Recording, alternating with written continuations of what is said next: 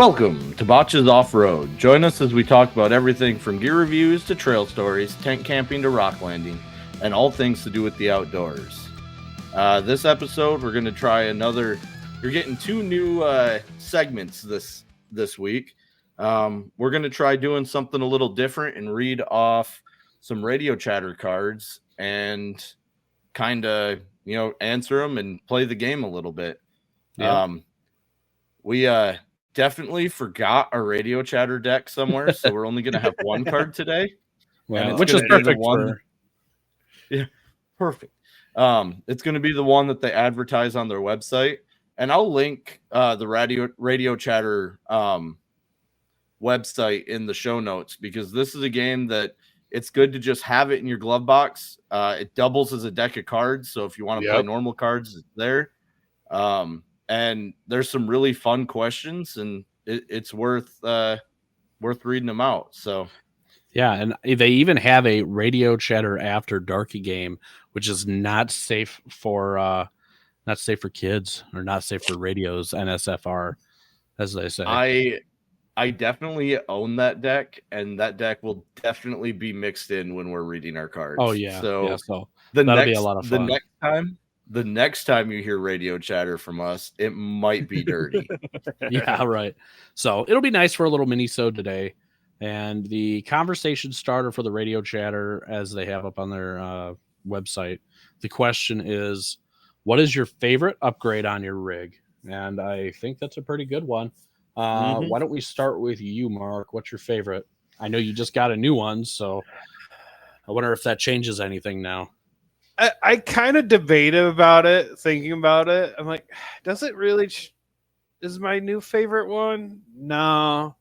I think my favorite one, and this is the second time now, but this time is better than the first time, is how I have my comms and speaker laid out for my truck. Very efficient, if you've ever seen it. Maybe, Mark, you could take a picture of your cab area at some point. Yeah, I got that for chapter. Yeah, I got a couple pictures. I think I can get them off my phone. So, but this last time, instead of having my main unit mounted in the back behind my seat, even though last time we did it was temporary and we just threw it back there. But I got that set up that way. It's in my glove box, or actually not the glove box, so the center console. I plumbed the mic cord into a little mic plug-in where my outlet used to be for my cigarette lighter. Using Cat 5.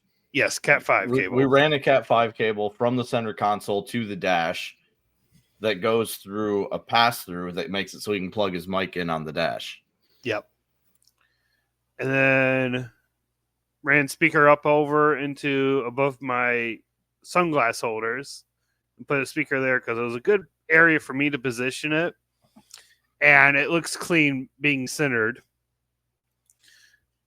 And then beyond that, I got some off-roam phone mounts. One's for my phone, well, now Zune mostly more than the phone now.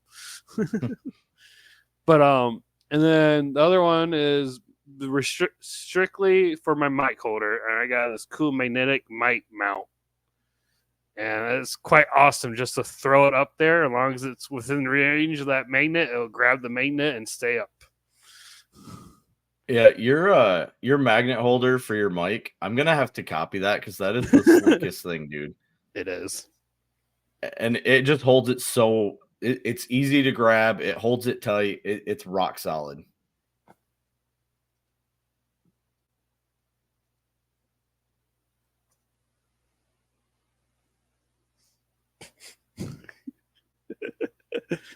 Hey, I'm muted. Yeah, okay. Damn. So do I leave the like 10 seconds of silence in or not? I was what I was gonna say was that I actually thought about that too while we were doing our poker run. I would reach with my left hand to go put the mic back on my my A-pillar where I have it mounted at, and I would literally just drop it on the ground because I'm not looking at the same time. So There was a couple of times where I dropped it on the floor. I'm like, oh shit, and picked it up. But yeah, the magnetic, that's pretty interesting. I might have to think about something like that too. Or maybe Yeah. I'll look at a cheaper version and looking at like the magnets we sell at our hardware store, like neodymium magnets or something cheaper like that, and just see what I can find. I will say, We could totally build one. Yeah, I think I didn't think they I were could that drill. expensive when I bought it. Yeah, I wonder if I could drill like a hole into my A pillar, seat a magnet into it, glue it in, and then just glue. Obviously take the mount off the back of my my handset, and just glue a magnet onto that. And I wonder if that would You work. might even be able to just dig some of the plastic out of the back of your A pillar so that the magnet doesn't even show through. It's just clean A pillar. Yeah, I mean, I've actually, so what a lot of people do with the FJ stuff is they actually put magnets on the other side of the plastic. Yep. And they just glue them to the other side of the plastic with hot glue or whatever. And then they put them, they have a tablet mount like that where they, Alex, you've seen how my radio's set up, how the tablet area is. Well, they literally have the regular radio, the stock radio there, but they have magnets on the other side of that plastic. And they can literally put their 11-inch tablet and just pop it right there. So it's actually pretty cool. So, I think, Gavin, we're going to go to you. What is your okay. favorite mod you've done to your truck? Mine did change. I think originally, it was the fridge. It was just so much nicer to have something like that. But I think as of late, a couple weeks ago, I installed a switch panel, much like the aux beam like the 8-button switch panels. I think I got like a 12-button cheapo one from Amazon, and I installed that. Definitely have never done anything like that before, but that is by far so far my favorite. It's so much easier where my lighting is all in one area. Before, I had switches underneath my dash. I'd have to reach for them. I'd have to feel for which one was what because I didn't know. I had a button and a switch. And then the amount of wiring I actually had going to my battery, which Alex can confirm, it was crazy for all the lights that I had and everything. I only have 2 chasers, but the wiring harnesses together plus 2 fog lights. So I think having that on, being able to minimize all that wiring was like awesome. And then of course you could program that switch panel on the go so that you could change it so that your lights flash if you're in an emergency situation, or let's say Alex and I are doing a recovery at 3 a.m. and we want people to see us in the middle of a snowstorm. I can make those lights flash so that people actually understand, hey, we're on the trail, slow down, whatever. So that is super nice. I could turn the lights on and off. I could change the color of the LCD on the panel. It makes it under the hood is much cleaned up from wiring. And it also makes wiring new lights much, much, much easier because now I just have to run the positive and negative straight to that panel and then assign a fucking button to it. And that's it. So it's great. And that is probably my favorite so far. Yeah, that's a good one. I actually, when I did my battery relocation, I put just a relay box in there. I think it's got 10 relays, and then I just have to wire my switch to the relay and then the relay to the light. But it's all in one spot, easy to get to. Yeah. Like just having that universal location for power is so nice. Oh, yeah, absolutely. I think eventually I'll hook up like power. So like my fridge right now, it can be charged off of like an cigarette lighter. So eventually when I wire that new cigarette lighter into the side of my or plug or whatever I decide to do into the side of my FJ where I'm going to plug my fridge into, I'm going to wire that power to that panel so that I can turn that on and off so that it doesn't continually charge my fridge while I'm parked. But if I need to, I can keep it on and charge while my ignition's off and everything. So to be able to have that, to be able to have that choice is what I want. So what about you, Alex? What's your favorite? Is it still your, I think we talked about this once way back in the beginning on our first season. So for a long time, my favorite was my quick deflators. Yep. Because I think our first episode is when we talked about this. Probably. Or our first couple. Yeah. I think so. But yeah, my quick deflators were my favorite for a really, really long time. Because when you get to the spot, you're aired down, ready to go, and ready to just go bullshit with people in 30 seconds or less. Mm-hmm. And no one else airs down as fast as I do. So I get aired down and I've got 5-10 minutes to sit and bullshit with people. But now my favorite is probably my pack outs. The pack out mounts themselves. I won't even say the boxes. The boxes are really nice, but what's nice about it is that I can just lock them into a pack out mount and never have to worry about strapping them down, tying anything down. It's just click in, they're locked, they're going to stay put. And that is a huge benefit. Mm-hmm. And specifically the ones that you and me have, they're metal and not just the plastic ones you have to modify the mount. I'm sure the plastic ones we would have broken by now, but the metal ones are rock solid. Right. Mm-hmm. Well, I think that's a really good upgrade and a really good pick. I was wondering if it was going to be the same as what you were saying last, which was the deflators. Yeah. I mean, I love my deflators. Don't get me wrong. They're probably my second favorite one. Mm-hmm. So I actually have a question that I just was thinking about randomly. And for time's sake, I'm going to ask it anyway. Go ahead. What's that? It's a little off topic, but what's your guys' favorite state forest campground in Michigan? Okay, this is going to sound... You've been to a couple because we went to the one up by the Porcupine Mountains too. Oh, yeah. Oh, wait. State Forest Campground? Yeah, like Tin Cup. Or the Little Loop. Like actual campground or like favorite state forest? I'm thinking campground, honestly. There's so many in Michigan, and there's one in Newaygo. Yep. Which I'm sure Mark's been to, right? Soccer. I never. My favorite state campground is Hungerford Lake. Yeah. Or Pigeon River, either Hungerford Lake or Pigeon River. We do a lot of. My family does horses, so we've done a lot of horse camping. So that's hard.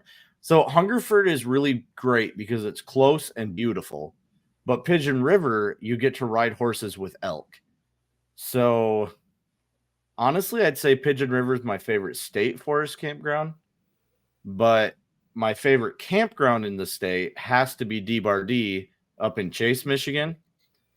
That's not just because my grandpa owns it and my family runs it. It's because it's the best campground in the state. I would say for me...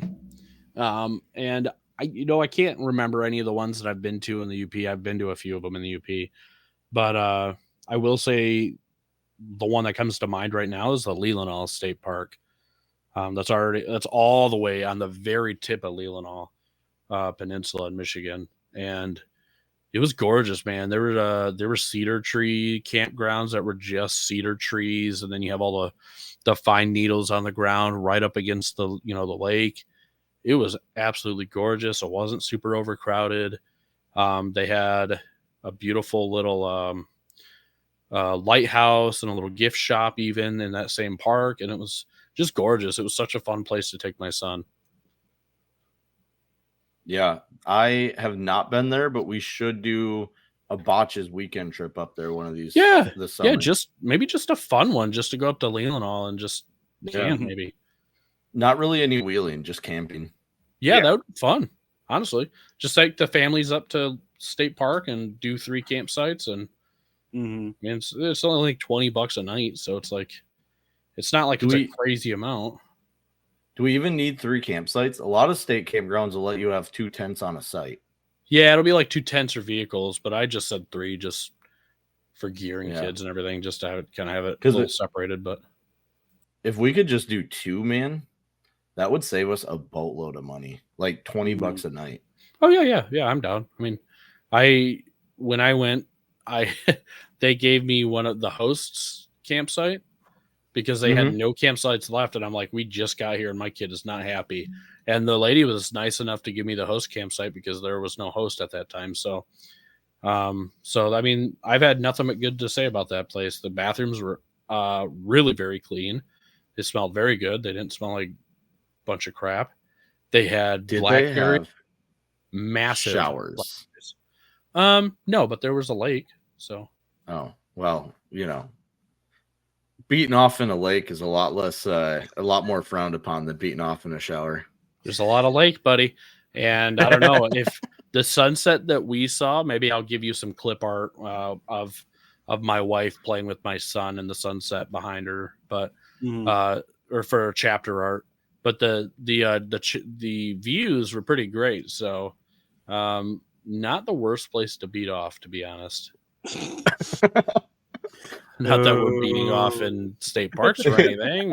We do not condone beating off in public. No, no, we don't. But I'm just saying, if it was to happen, and you're that kind of person, which we are not, but if you were, it's a beautiful area to do it. Just like Two-Hearted Campground area up there. Like, we wouldn't condone you beating off on the suspension bridge, but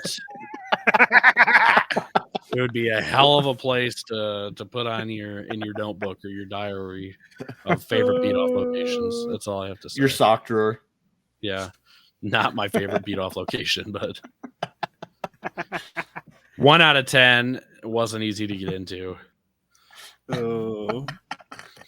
Back on topic on forest campgrounds. Yeah. What about yeah? Speaking of, Mark, what's your favorite?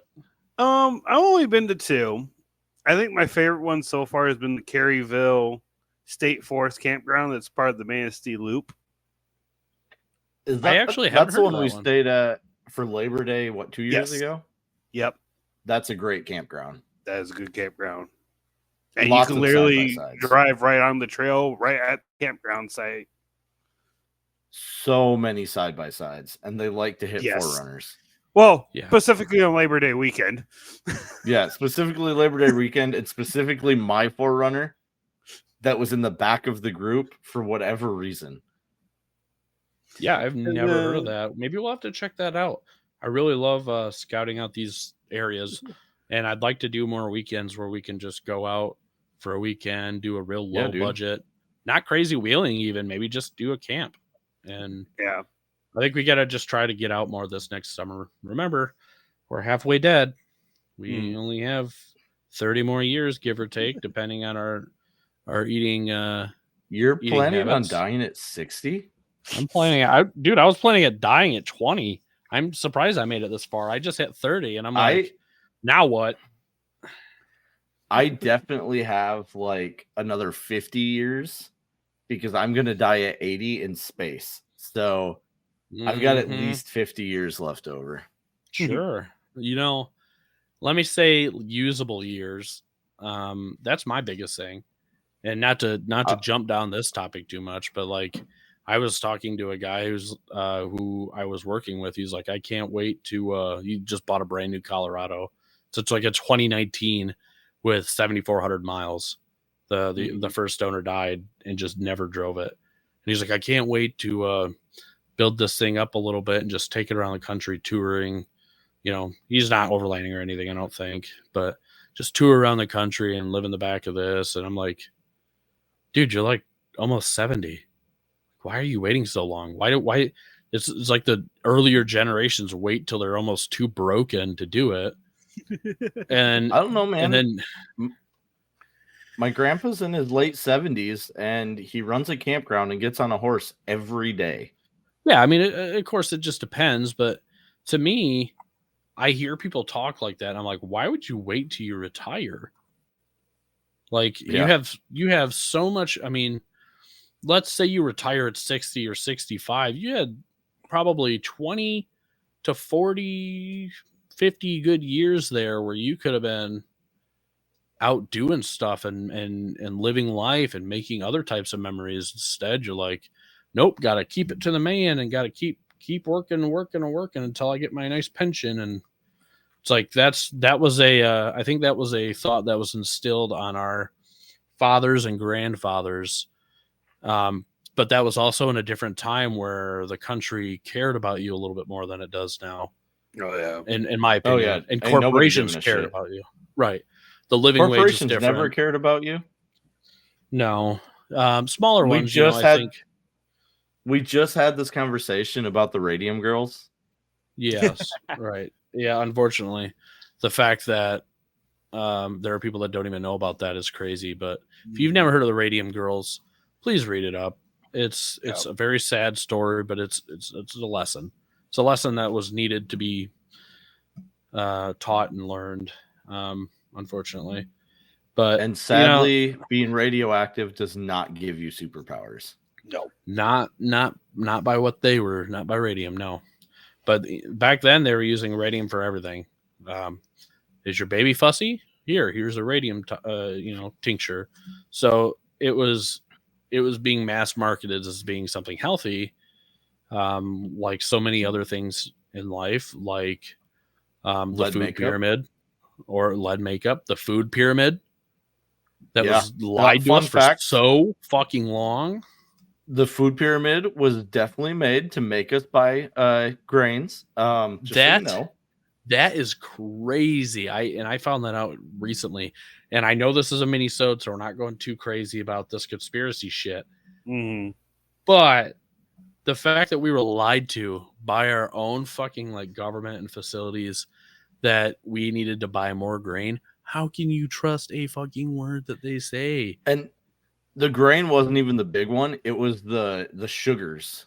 What about this? Because What about the milk ads? I was about to say Are milk's you about up there fucking too. crazy? hold up, milk is actually extremely important for the human body. However, pasteurized milk is Right. not. After Yeah. you boil that milk, you kill all the benefits. As much as they're harping now telling us not to buy raw milk, don't buy raw milk. Raw milk is by far the best thing for you. It is the It best gives you- if you're going to drink it. Yes, absolutely. Yes, because what raw milk gives you is, well, one, vitamins. Two, it gives you it's a way to boost your immune system because it exposes you to little bits of a virus, which then gives your body ways to fight it off. Up until we started pasteurizing milk, and what was it, the 70s we started pasteurizing milk? I don't even fully know. But anyways, whenever we started pasteurizing milk, up to that point, we actually used milk as a way to increase the immune system of humans. Yeah, which, so if you don't know this, it's much like honey. Bees that produce honey in their area, it's always recommended that you eat honey from those bees in your local area, Right. because they make antibodies in their honey, which help you from getting sick. So it's kind of like the same thing with mothers in their babies. Right. Mothers a lot of the times will produce antibodies that actually go through their breast milk, and Yep. during their time, if there's flu going around or any other kind of sickness going around, their body automatically adjusts to what the baby's going to need and provides antibodies to help the baby survive that. And it's the same thing with cows.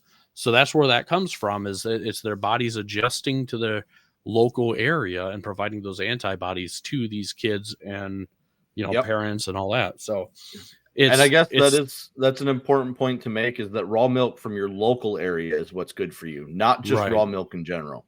Right. And of course, and this is another thing, I guess, we're not saying that you should just go out and buy raw milk from the first person that you find either. If you are interested, do your research, buy it from someone who's reputable, who's clean, because a lot of the issues that happen with raw milk are because it's either has some kind of I can't remember the illness or what is the reason why they started doing it. Can't remember what it's called, although I should. People will make fun of me because pasteurization. worked in the food Pasteurization's another one. business. Pasteurization's definitely one of those scams that the milk industry pushed the government to make it illegal or make it requirement to pasteurize, because the cost of the equipment to properly pasteurize milk is so high that they pushed out local dairies. That's how we ended up with big dairy problems, is that they use pasteurization as a way to kill off local dairies. And it did very well. My grandparents had a dairy farm that was eventually pushed out. They were one of the biggest, I think, what was it, Prairie Farms? Is that one of the milk suppliers? Yeah. They did a lot of milk for those guys. So, it sucks, but it's important stuff. But we digress out of all this conspiracy stuff, right? Out of the milk conspiracy, the bread and the wheat conspiracies. Hell, there was, a red meat conspiracy for the longest time, not to eat red meat, and your doctors were telling you not to.